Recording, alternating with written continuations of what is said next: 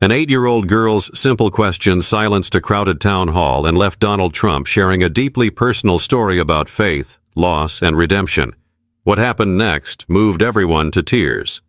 The church fellowship hall in Shreveport, Louisiana, buzzed softly with the sound of folding chairs scraping against the polished floor and murmured conversations.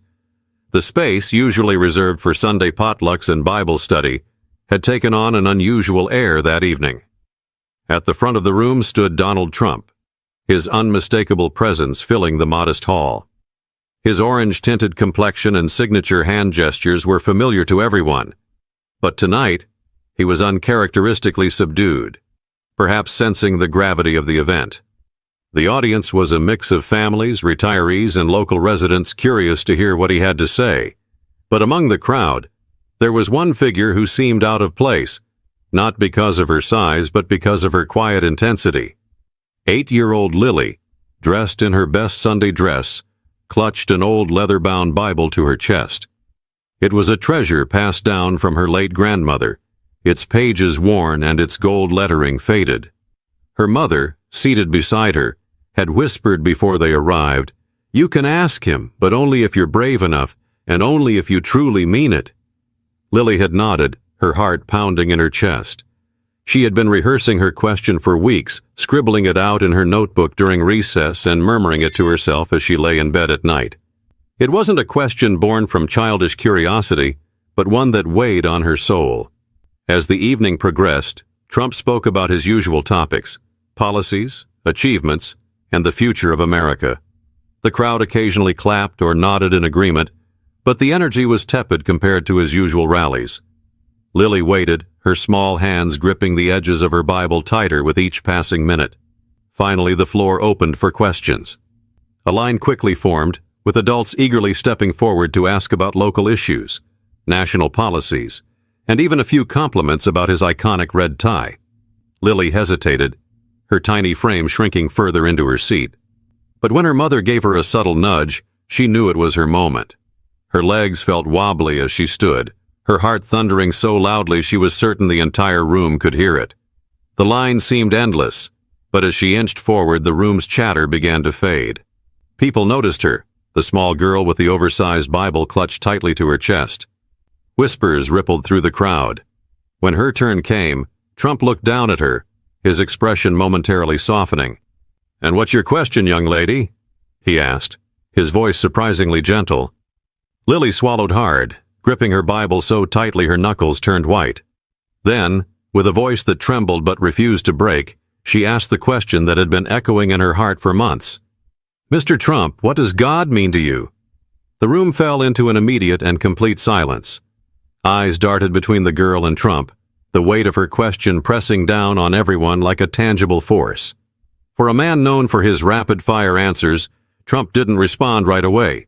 Instead, he looked at her, then at the Bible in her hands, and something in his demeanor shifted.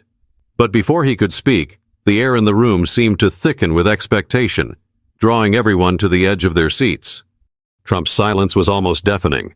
For a man who had built his career on quick comebacks and unwavering confidence, this pause felt unusual. He stared at Lily for a long moment, his usual bravado replaced by something softer, almost vulnerable. The Bible she clutched caught his eye again, and his lips parted, but no words came. Lily shifted slightly, her small frame looking even more fragile under the room's collective gaze. Her question had not been meant to challenge or provoke. It had been honest, born from a deep yearning to understand something larger than herself. And somehow that sincerity was louder than any political debate or shouted slogan. The crowd remained hushed. Even the creaking of chairs or the muffled cough seemed to vanish, as though the very air was holding its breath. Trump finally raised his hand slightly as if to steady himself and leaned against the podium. "That's a big question," he began, his voice lower and steadier than usual. "And it's not one I've always had the answer to." The admission surprised many. Trump, known for his unshakable confidence, was admitting uncertainty in front of a crowd. He looked back at Lily and his expression shifted again, this time to something almost paternal. "When I was about your age," he continued, "I had a lot of questions about God, too. My parents would take me to church every Sunday. I remember sitting in those pews, staring at the stained glass windows, wondering if God was even listening to me. He paused again, this time glancing out at the audience as though gauging their reaction. His hand rested on the edge of the podium, fingers tapping lightly against the wood. "My father used to tell me," he went on, "that faith is like a ladder. You climb it one step at a time, and sometimes you're afraid you'll fall. But you keep climbing because there's something up there worth reaching for." At the time, I didn't understand what he meant. I thought it was just something he said to keep me quiet. A faint chuckle rippled through the audience, breaking the tension just slightly. Lily, however, didn't smile.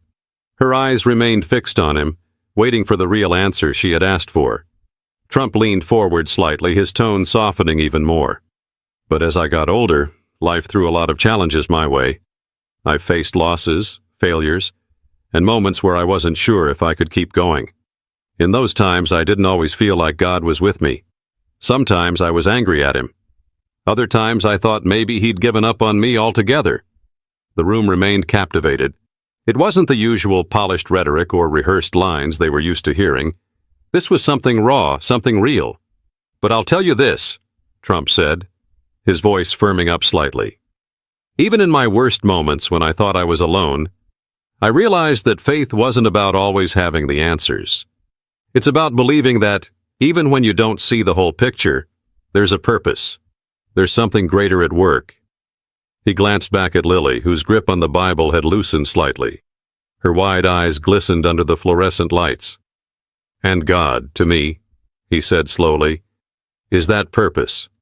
He's the reminder that even when we fall, even when we fail, we're not done. He's the one who keeps telling us to climb the ladder, even when it feels like it's going to break." But before the weight of his words could fully sink in, Lily's eyes welled up with tears, and the crowd began murmuring softly, sensing that something extraordinary was unfolding. Lily's tears came quietly at first, a single drop sliding down her cheek as she clutched her grandmother's Bible tighter against her chest. But then, as Trump's words lingered in the air, her shoulders began to tremble. The crowd noticed, their whispers growing louder, yet no one dared interrupt the moment. Her mother leaned over, instinctively placing a comforting hand on her back. "It's okay, sweetheart," she whispered softly, but Lily shook her head. This wasn't sadness, it was something far deeper. Trump had spoken words she hadn't known she needed to hear, and in doing so he had touched a part of her young heart she had long guarded. Trump seemed to notice her reaction and took a step away from the podium, his face uncharacteristically subdued. "What's your name?" he asked gently. Lily," she stammered, her voice barely above a whisper.